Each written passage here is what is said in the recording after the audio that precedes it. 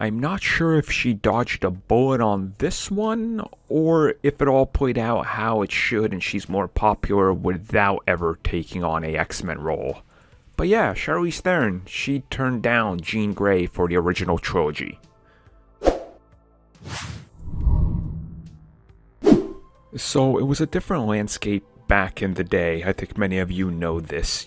X-Men 1 wasn't a sure thing. Many of the actors that were auditioning for it just thought it was going to be another throwaway gig. It's a superhero movie, laugh at it, just go collect a quick paycheck for almost no money that they're offering, and we'll see what happens. And then of course we saw that X-Men 1 in combo with like Blade 1 and 2 and of course Spider-Man 1 would go on to start to make Marvel a household name to casual fans. And X-Men 1, I think, is the most important one out of all of those, honestly, because that one was like, oh, wow, you could do these ensembles. People have, ideas already about who the X-Men are because they're a little bit more popular in pop culture. And then Spider-Man comes around, you're like, okay, well, this can actually work now. So it was recently revealed by the writer, David Hayter, yes, Solid Snake, that originally they were looking at multiple actresses, big names, and he couldn't reveal all of them, but he said Charlize Theron was one of them, and they went and offered her the contract in person,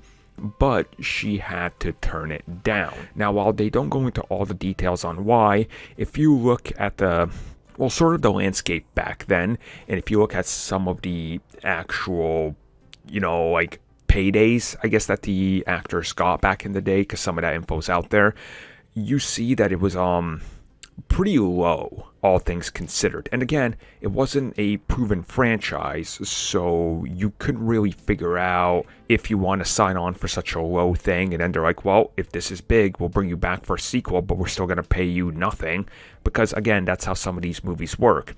I think many of you know that the likes of Chris Evans and Chris Hemsworth were barely paid over $200,000 for their first couple Captain America and Thor roles.